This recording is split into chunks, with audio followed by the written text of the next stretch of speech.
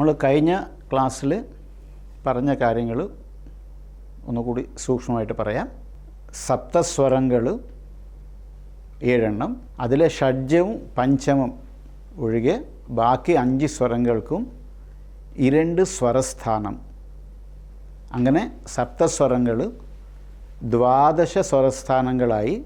പിന്നെ 12 സ്വരസ്ഥാനങ്ങളിൽ ചതുശ്രുതി ഋഷഭവും സാധാരണ ഗാന്ധാരവും എന്നുള്ള 2 സ്വരസ്ഥാനങ്ങൾക്ക് ഓരോ എക്സ്ട്രാ പേര് കൊടുത്തത്. അതായത് ചതുശ്രുതി ഋഷഭത്തിന് ശുദ്ധ ഗാന്ധാരമെന്നും സാധാരണ ഗാന്ധാരത്തിന് ഷഡ്ശ്രുതി ഋഷഭമെന്നും ഓരോ പേര് എക്സ്ട്രാ കൊടുത്തിട്ടുണ്ട്. അതുപോലെ ചതുശ്രുതി ദൈവതത്തിന് 12 സ്വരസ്ഥാനങ്ങളിൽ ചതുശ്രുതി ദൈവതത്തിന് കൈശികി നിഷാദത്തിന് ഓരോ എക്സ്ട്രാ പേരാണ് കൊടുത്തത്. ചതുശ്രുതി ദൈവതത്തിന് ശുദ്ധ നിഷാദം എന്നും കൈശികി നിഷാദത്തിന് ഷഡ്ശ്രുതി ദൈവതം എന്നുള്ള എക്സ്ട്രാ പേരും കൊടുത്തു. അങ്ങനെ 12 സ്വരസ്ഥാനങ്ങൾക്കും 16 പേര്. ആ ക്രമത്തിലാണ് ഇവിടെ എഴുതി വെച്ചത്.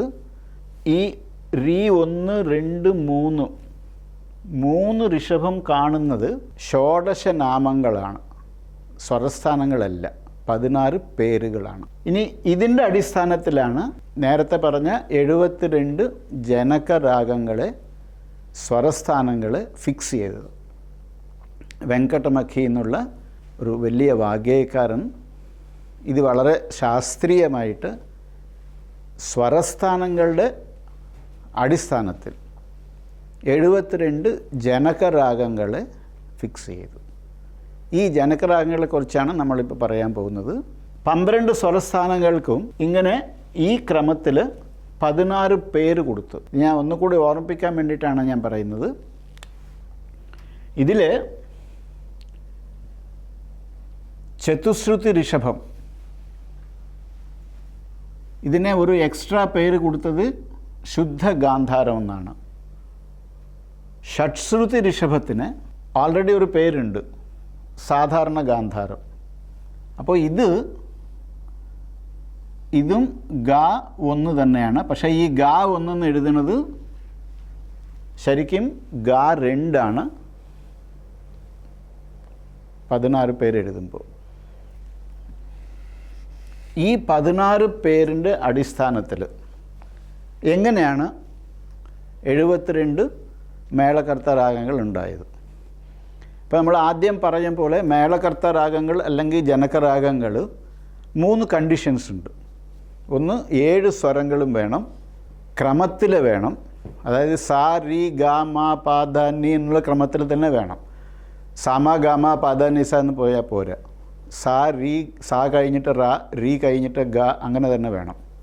അപ്പോൾ 7 സ്വരം വേണം, ക്രമത്തിൽ വേണം, ആരോഹണത്തിലും അവരോഹണത്തിലും അതേ സ്വരസ്ഥാനങ്ങൾ ഉണ്ടാവണം. ഈ 3 കണ്ടീഷൻസ് ഉള്ളതാണ് ജനകരാഗങ്ങൾ. ഈ ജനകരാഗങ്ങൾ 72 എണ്ണമാണ്. അതിൻ്റെ സ്വരസ്ഥാനങ്ങൾ എങ്ങനെയാണ് നിർണ്ണയിച്ചത് എന്നുള്ളത് നമുക്ക് നോക്കാം.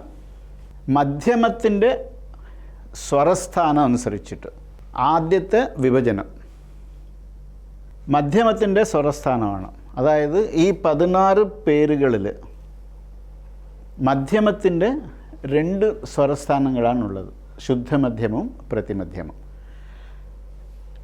ആദ്യത്തെ 36 ജനകരാഗങ്ങളിൽ അതിൽ ഷഡ്ജം പഞ്ചമം എല്ലാത്തിലും കോമൺ ആണ്.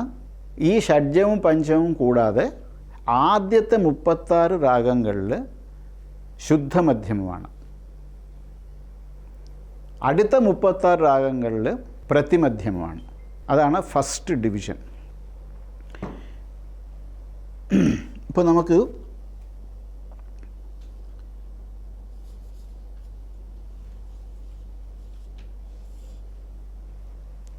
ശുദ്ധമധ്യമം വരുന്ന രാഗങ്ങൾ 36 എണ്ണം, പ്രതിമധ്യമം വരുന്ന രാഗങ്ങൾ 36 എണ്ണം. സായും പായും അതായത് ഷഡ്ജവും പഞ്ചമവും എല്ലാത്തിലും ഉണ്ടാവും. അപ്പോൾ നമ്മളിപ്പോൾ 36 രാഗങ്ങളിൽ ശുദ്ധമധ്യമവും ഇപ്പുറത്തുള്ള 36 രാഗങ്ങളും അടുത്ത 36 രാഗങ്ങളും സ്വരസ്ഥാനങ്ങളെല്ലാം സെയിമാണ്, എക്സെപ്റ്റ് മധ്യമം ഒഴിച്ച് ബാക്കി. അതായത് ആദ്യത്തെ 36 രാഗങ്ങളിൽ ശുദ്ധമധ്യമം വരും.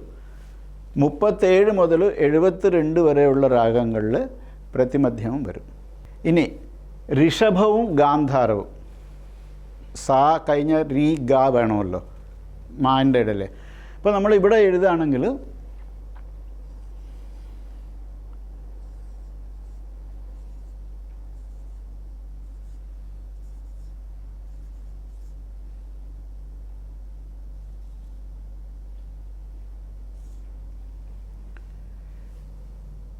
ഈ ക്രമത്തിൽ തന്നെ വേണം വരാൻ.